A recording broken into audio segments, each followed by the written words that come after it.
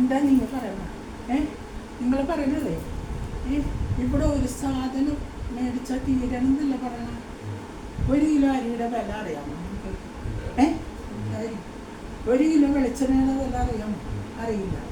പിന്നെ മീൻ വാങ്ങിക്കണമെങ്കിൽ 100 രൂപ കുറവ് മീൻ കിട്ടില്ല, അല്ലേ? പിന്നെ നിങ്ങൾ എന്തേ പറയണം? ഒരു സാധനം പോലും ഇവിടെ ഇല്ലാതായ സാധനങ്ങൾ ഞാനേ പോയി കടം മേടിക്കണം, മനസ്സിലായില്ലേ? അപ്പോൾ പിന്നെ എന്നെ കുറ്റം പറയണ എന്തിനാ നിങ്ങൾ?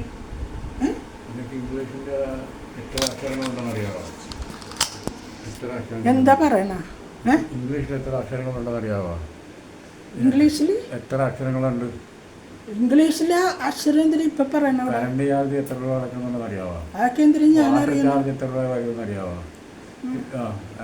പിന്നെ ഈ ഇവിടുത്തെ ഈ ഇൻഷുറൻസ്, വണ്ടിയുടെ ഇൻഷുറൻസ്, വണ്ടിയുടെ CC, ഇതൊക്കെ ആരാ അടക്കുന്നത്?